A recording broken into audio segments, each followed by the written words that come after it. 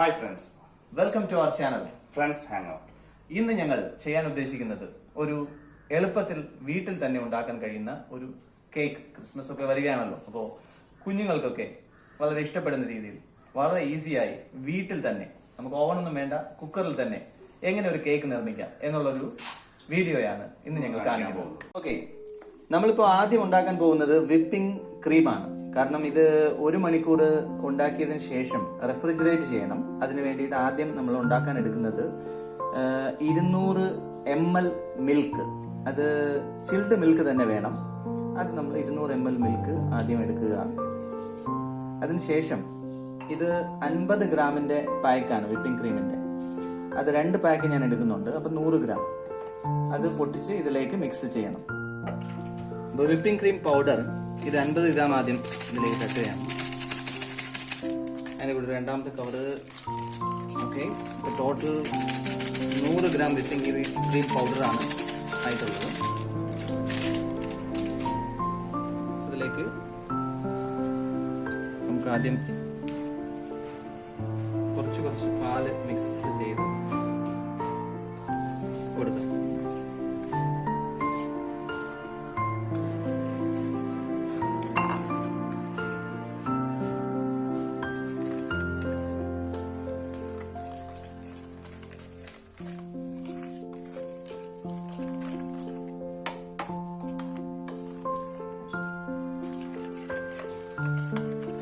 നന്നായി മിക്സ് ചെയ്യണം. നന്നായി മിക്സ് ആയി കഴിഞ്ഞാൽ നമുക്ക് ബീറ്റർ ഉപയോഗിച്ച് ബീറ്റ് ചെയ്യാം. അപ്പൊ ഞാൻ ഈ ബീറ്ററാണ് ഇവിടെ യൂസ് ചെയ്യുന്നത്. ശരിക്കും ഇലക്ട്രിക് ബീറ്റർ ഉണ്ടെങ്കിൽ ഒരു 5 to 8 minutes ഹൈ സ്പീഡിലാണ് ഇത് ബീറ്റ് ചെയ്യേണ്ടത്. അപ്പൊ ഇത് നല്ല ഫ്ലഫി ആവുന്നവരെ നമ്മൾ നല്ല രീതിയിൽ ബീറ്റർ വെച്ചിട്ട് ഹൈ സ്പീഡിൽ ബീറ്റ് ചെയ്യാം.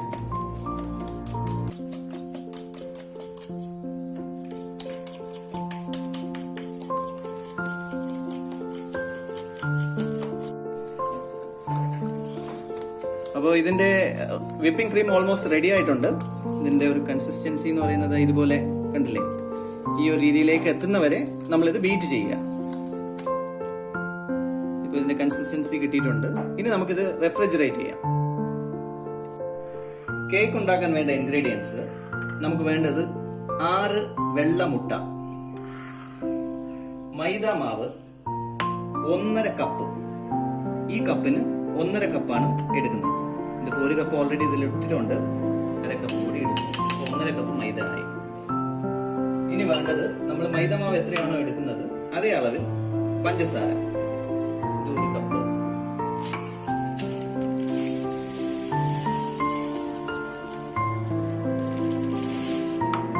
ഒന്നര കപ്പ് പഞ്ചസാര.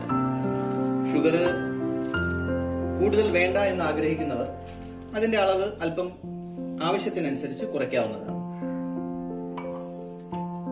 വാനില എസൻസ് അത് 1 സ്പൂൺ, 1 ടീസ്പൂൺ വാനില എസൻസ് വേണം. അതുപോലെ 1/2 ടീസ്പൂൺ ബേക്കിംഗ് സോഡ, അത് 1/2 ടീസ്പൂൺ ആണ് വേണ്ടത്. ഇത്രയാണ് കേക്ക് ഉണ്ടാക്കാൻ വേണ്ട ഇൻഗ്രീഡിയൻസ്. വളരെ ഇമ്പോർട്ടന്റ് ആയിട്ടുള്ള ഒരു പാർട്ടാണ് നമ്മൾ എടുത്ത മൈദാമാവ് അരിച്ചെടുക്കുക എന്നുള്ളത്. ഈ മൈദാമാവ് നമ്മൾ കുറഞ്ഞത് ഒരു 3 തവണയെങ്കിലും ഇതുപോലുള്ള അരിച്ചെടുക്കേണ്ടതാണ്. അരിച്ചെടുക്കുന്ന സമയത്ത് തന്നെ നമ്മൾ ഇതിലേക്ക് ബേക്കിംഗ് സോഡ 1/2 ടീസ്പൂൺ ഇതിലേക്ക് മിക്സ് ചെയ്ത് കൊടുക്കണം. ഒരു പാത്രം, അതിൻ്റെ അടിയിൽ ഒരു പേപ്പർ വെച്ചേക്കുന്ന, പുറത്ത് മാവ് പോവാതിരിക്കാനാണ്.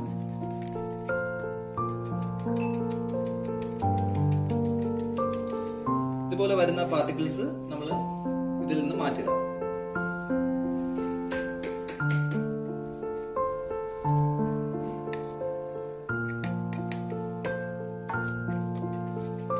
ഇത് 2ാമത്തെ തവണ ഞാൻ അരിക്കുകയാണ്. അരിച്ചു വരുമ്പോൾ അവസാനം ചെറിയ രീതിയിൽ വരുന്ന എന്തെങ്കിലും പൊടികളുണ്ടെങ്കിൽ, തരികളുണ്ടെങ്കിൽ മാറ്റിക്കളയുക. ഇങ്ങനെ ചെയ്യുന്നത് കൊണ്ടുള്ള ഗുണം എന്താണെന്നാൽ നമ്മൾ ഉണ്ടാക്കുന്ന കേക്ക് വളരെ സോഫ്റ്റ് ആവാനായിട്ട് ഇത് ഉപകരിക്കുന്നു. നന്നായി മാവ് അരിച്ചെടുത്തു കഴിഞ്ഞാൽ നമ്മൾ ഉണ്ടാക്കുന്ന കേക്ക് വളരെ സോഫ്റ്റ് ആയിരിക്കും. അല്ലെങ്കിൽ കേക്ക് ഹാർഡായി പോകാനുള്ള സാധ്യതയുണ്ട്. അപ്പോൾ അടുത്തതായി നമ്മൾ എടുത്തു വെച്ചിരിക്കുന്ന പഞ്ചസാര മിക്സിയിൽ ഒന്ന് പൊടിച്ചെടുക്കണം. പഞ്ചസാര റെഡി ആയിട്ടുണ്ട്, നമ്മൾ മിക്സിയിൽ പൊടിച്ചെടുത്തിട്ടുണ്ട്. അടുത്തതായി നമ്മൾ എഗ് ബീറ്റ് ചെയ്യാൻ പോവുകയാണ്. അതിനുവേണ്ടി ഇതുപോലെ ഒരു കുഴിഞ്ഞ ചെറിയ സ്റ്റീൽ പാത്രം എടുക്കുക. അതിലേക്ക് നമ്മൾ എടുത്തു വെച്ചിരിക്കുന്ന എഗ് ഓരോന്നായി പൊട്ടിച്ച് അകത്തേക്ക് ഇടുക.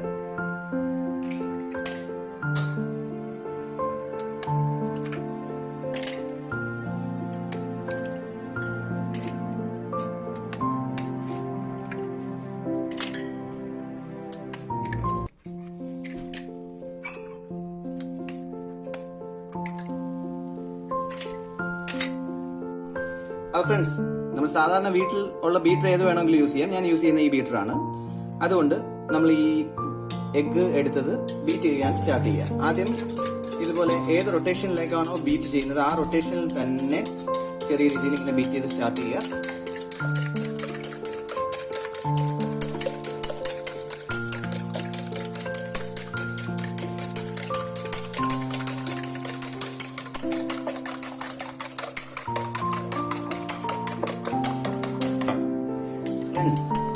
ഇതിലേക്ക് നമുക്ക് എസൻസ് ചേർക്കാനുള്ള സമയമായി. അതായത് ജസ്റ്റ് ബീറ്റ് ചെയ്ത് തുടങ്ങുമ്പോഴേക്കും ഇതുപോലെ ഒന്ന് പതഞ്ഞ് തുടങ്ങുമല്ലോ, ആ സമയത്ത് നമ്മൾ എസൻസ് ചേർത്തിരിക്കണം. ആ സമയത്ത് എസൻസ് ചേർത്തില്ല എന്നുണ്ടെങ്കിൽ അവസാനമാണ് ചിലരൊക്കെ എസൻസ് ചേർക്കാറുള്ളത്. അങ്ങനെ ചേർത്ത് കഴിഞ്ഞാലുള്ള കുഴപ്പം, നമ്മുടെ കേക്കിൽ ആ എഗ്ഗിന്റെ ഒരു സ്മെല്ല് അങ്ങനെ തന്നെ നിലനിൽക്കും. ആദ്യമേ നമ്മൾ വാനില എസൻസോ മറ്റെന്തെങ്കിലും എസൻസുകൾ ചേർക്കുന്നത് ആ ഫസ്റ്റ് പാർട്ട് ഇതുപോലെ തന്നെ ഒന്ന് പതഞ്ഞ് വരുന്ന സമയത്ത് തന്നെ എസൻസ് ആഡ് ചെയ്ത് കൊടുക്കുക.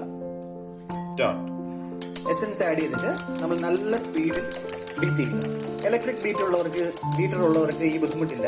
ഇലക്ട്രിക് ബീറ്റർ നല്ല ഫുൾ സ്പീഡിൽ ബീറ്റ് ചെയ്ത് കൊടുത്താൽ മതി. ഏകദേശം ഒരു 8 മിനിറ്റ്സ് ഒക്കെ ബീറ്റ് ചെയ്യുമ്പോൾ നല്ല ആ ഒരു കൺസിസ്റ്റൻസി വരുന്നത് ഞാൻ കാട്ടിത്തരാം. ആ ഒരു കൺസിസ്റ്റൻസി എത്തി കഴിഞ്ഞാൽ നമുക്ക് നിർത്താവുന്നതാണ്.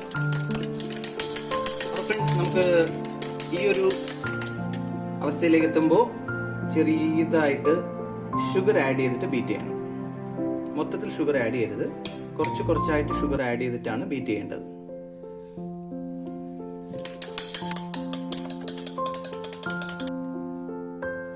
ഷുഗർ ഇടയ്ക്കിടയ്ക്ക് ആഡ് ചെയ്ത് ബീറ്റ് ചെയ്തുകൊണ്ടേയിരിക്കുക.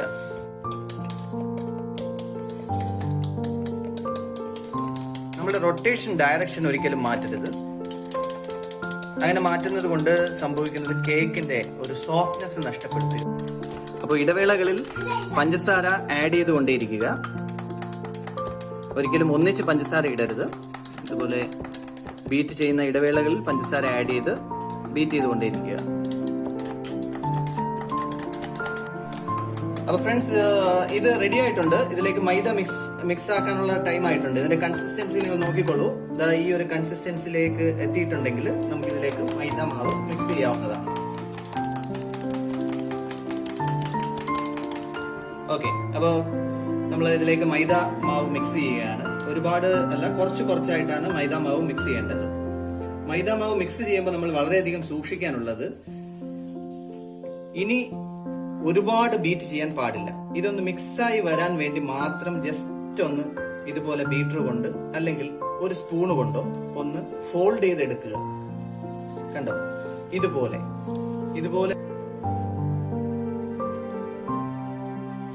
ഇനി ഓവറായിട്ട് നമ്മൾ ബീറ്റ് ചെയ്യുകയോ മിക്സ് ചെയ്യുകയോ ചെയ്തിട്ടുണ്ടെങ്കിൽ നമ്മൾ ഉണ്ടാക്കുന്ന കേക്ക് ഹാർഡ് ആവാനുള്ള സാധ്യത കൂടുതലാണ്. അതുകൊണ്ട് മൈദ മാവ് ഇടുന്ന സമയത്ത് മിക്സ് ചെയ്യുന്നത് വളരെയധികം ശ്രദ്ധിക്കുക.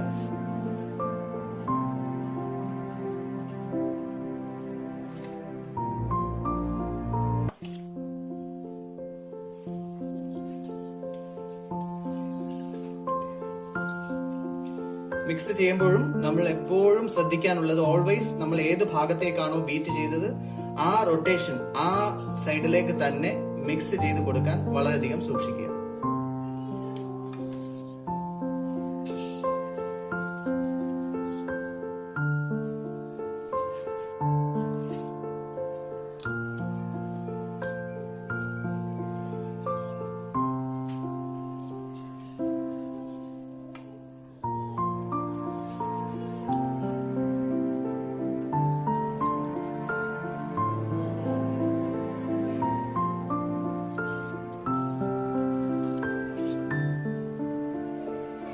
മൈദമാവ് നമ്മൾ മിക്സ് ചെയ്ത് കഴിഞ്ഞിട്ടുണ്ട്.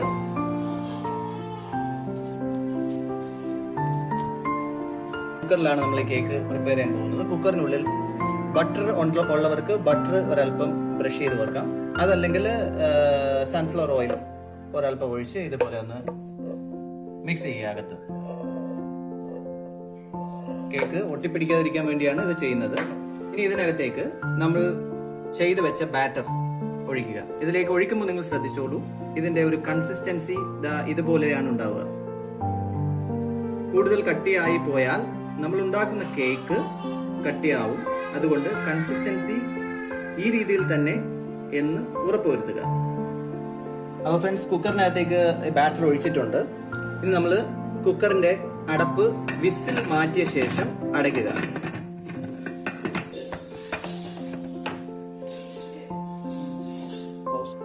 സ്റ്റൗവില് കുക്ക് ചെയ്യാൻ വേണ്ടി ആദ്യം ഒരു മീഡിയം ഫ്ലെയിം ഇടുക. എന്നിട്ട് ഇതുപോലെ ഒരു ഇരുമ്പ് ചട്ടി വെച്ചതിന് ശേഷം അതിന് മേലെയാണ് കുക്കർ വെക്കേണ്ടത്. കുക്കർ വെക്കുന്ന ടൈമിൽ വിസിൽ ഊരി മാറ്റാൻ മറക്കരുത്. ഒരല്പസമയം കഴിഞ്ഞാൽ ഈ മീഡിയം ഫ്ലെയിം ലോ ഫ്ലെയിമിലേക്ക് മാറ്റുക. അറൌണ്ട് ഒരു 2 മിനിറ്റ്സ് ഒന്ന് ഹീറ്റായി വരുമ്പോഴേക്കും ആ ഫ്ലെയിം ലോ ഫ്ലെയിമിലേക്ക് ആക്കുക. കേക്കിന്റെ സ്മെല്ല് വന്ന് തുടങ്ങിയിട്ടുണ്ട്. ഇപ്പൊ അറൌണ്ട് ഒരു 30 മിനിറ്റ്സ് ഓൾമോസ്റ്റ് ആകുന്നു. ലോ ഫ്ലെയിമിൽ തന്നെയാണ് ഇപ്പോഴും വെച്ചിട്ടുള്ളത്. ഫ്രണ്ട്സ്, അപ്പോൾ 30 മിനിറ്റ്സ് ആയി. നമുക്കിത് ഫ്ലെയിം ഓഫ് ചെയ്യാം. ഇനി ഒന്ന് ഓപ്പൺ ചെയ്ത് നോക്കാം.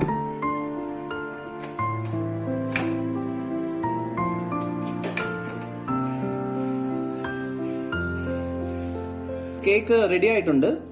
നമ്മൾ പൂർണ്ണമായി ഇത് കുക്കായോ എന്ന് അറിയാനായിട്ട് ഒരു ടെക്നിക്കാണ് യൂസ് ചെയ്യുന്നത്. എന്താന്ന് വെച്ചാൽ ഇതുപോലെ ഒരു ടൂത്ത് പിക്കോ അല്ലെങ്കിൽ ഒരു കമ്പിയോ എന്തെങ്കിലും നമ്മൾ ഇതുപോലെ ഇതിനുള്ളിലേക്ക് ഇങ്ങനെ ഇട്ട് നോക്കുക. എന്നിട്ട് അത് എടുക്കുമ്പോഴേക്കും ഇതിനുള്ളിൽ കേക്കിന്റെ അംശങ്ങൾ അല്ലെങ്കിൽ ഈ പറഞ്ഞ പോലെ മാവ് പോലെ ഒന്നും മിക്സ് ആവുന്നില്ല അല്ലെങ്കിൽ ഒട്ടിയിരിക്കുന്നില്ല എന്ന് ഉറപ്പ് വരുത്തുക. അങ്ങനെ ആണെങ്കിൽ ഇത് കുക്കായി പൂർണ്ണമായി എന്ന് മനസ്സിലാക്കാം. ഇനി ഒരു 10 മിനിറ്റ് നമ്മൾ ഇതിനെ ഒന്ന് മാറ്റി വെക്കുക തണുക്കാനായിട്ട്. ഫ്രണ്ട്സ്, നമ്മൾ കേക്ക് ഇപ്പോ കുക്കറിൽ നിന്ന് പുറത്തേക്ക് തട്ടിയെടുത്തിട്ടുണ്ട്. നല്ല സോഫ്റ്റ് ആയിട്ടുള്ള ഒരു കേക്ക് തന്നെ നമുക്ക് കുക്കറിൽ ചെയ്തെടുക്കാൻ സാധിച്ചിട്ടുണ്ട്. വളരെ സോഫ്റ്റ് ആയിട്ടുള്ള ഒരു സ്പോഞ്ച് കേക്ക് തന്നെ കിട്ടിയിട്ടുണ്ട്. ഇനി ഇതിന്റെ മുകളിൽ ചെറിയ രീതിയിലുള്ള ഐസിംഗ് കൂടി ചെയ്യാനാണ് ഞങ്ങൾ ഉദ്ദേശിക്കുന്നത്. ഇതിലേക്ക് ഐസിംഗ് നേരത്തെ റെഫ്രിജറേറ്ററിൽ വെച്ചിരുന്ന ഐസിംഗ് മിക്സ് എടുത്തു. അതിലേക്ക് ഐസിംഗ് ചെയ്യുകയാണ്. ഒരു പ്രൊഫഷണൽ രീതിയിലൊന്നും അല്ല, വീട്ടിൽ ജസ്റ്റ് നമ്മൾ ഉണ്ടാക്കുമ്പോൾ അവൈലബിൾ ആയിട്ടുള്ള സ്പൂണൊക്കെ വെച്ചിട്ടാണ് ഞാൻ ഐസിംഗ് ചെയ്യുന്നത്. സാധാരണ ഇതിന് വേണ്ടി ഐസിംഗ് ഫോർക്കൊക്കെയാണ് യൂസ് ചെയ്യുന്നതെങ്കിൽ മാത്രമേ അതിന്റെ ഒരു പെർഫെക്ഷൻ കിട്ടുള്ളൂ. ഇപ്പോൾ ഉള്ളത് സ്പൂണാണ്, അത് വെച്ചിട്ടാണ് ഐസിംഗ് ചെയ്യുന്നത്.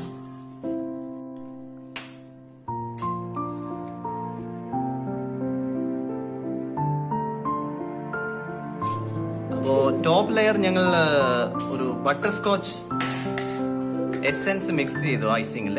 അതാണ് ഇപ്പോൾ ടോപ്പ് ലെയർ ചെയ്തുകൊണ്ടിരിക്കുന്നത്.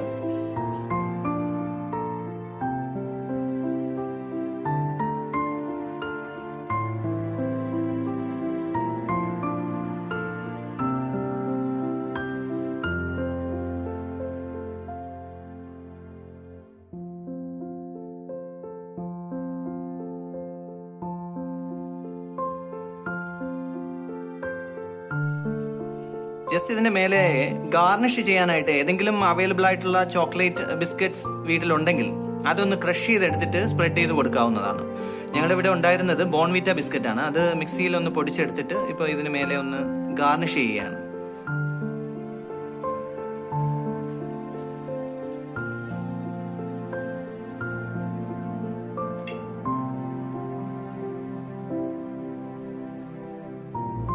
കണ്ടോ, ഇതുപോലെ ഗാർണിഷ് ചെയ്യുമ്പോൾ കാണാൻ തന്നെ വളരെ അട്രാക്റ്റീവ് ആയിട്ടുള്ള ഒരു ലുക്കായി മാറുകയാണ് കേക്ക്. അതുപോലെ തന്നെ ടേസ്റ്റും ആ ഒരു ബിസ്ക്കറ്റിന്റെ ടേസ്റ്റും കൂടി ഈ കേക്ക് കഴിക്കുമ്പോൾ നമുക്ക് ഗാർണിഷിങ് ഇപ്പോൾ ഓൾമോസ്റ്റ് ചെയ്ത് കഴിഞ്ഞു. വീട്ടിൽ അവൈലബിൾ ആയിട്ടുള്ള നിങ്ങൾക്ക് ഇഷ്ടമുള്ള ഏത് ഫ്ലേവർ ബിസ്ക്കറ്റ് വേണമെങ്കിലും ഇതിന് ക്രഷ് ചെയ്തിട്ട് ഇതുപോലെ ഗാർണിഷ് ചെയ്യാൻ യൂസ് ചെയ്യാവുന്നതാണ്. അത് ആവശ്യമില്ലാത്തവർ ഐസിങ് ചെയ്ത് കേക്ക് കട്ട് ചെയ്ത് കഴിക്കാവുന്നതാണ്.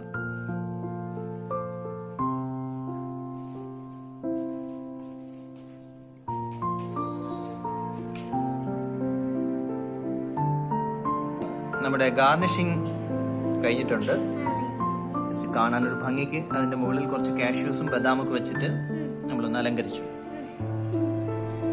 അപ്പോൾ കട്ട് ചെയ്യാനുള്ള ടൈം ആയിട്ടുണ്ട്. നമുക്കിനി കേക്ക് കട്ട് ചെയ്ത് ടേസ്റ്റ് ചെയ്യാം. ഫ്രണ്ട്സ്, നിങ്ങൾ എല്ലാവരും ഒന്ന് ട്രൈ ചെയ്ത് നോക്കൂ. ഐസിങ് കേക്ക് വളരെ എളുപ്പത്തിൽ തന്നെ നമ്മുടെ വീട്ടിൽ നിർമ്മിക്കാൻ സാധിക്കുന്നതാണ്.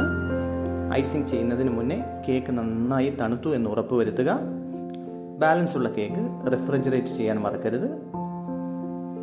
നിങ്ങൾക്ക് ഈ വീഡിയോ ഇഷ്ടമായെങ്കിൽ ലൈക്ക് ചെയ്യുക, ഞങ്ങളുടെ ചാനൽ സബ്സ്ക്രൈബ് ചെയ്യുക. ഫ്യൂച്ചറിലുള്ള വീഡിയോസ് നിങ്ങൾക്ക് ലഭിക്കുന്നതിന് വേണ്ടിയിട്ടാണ്. Thank you for watching our channel. See you all next time. Bye bye.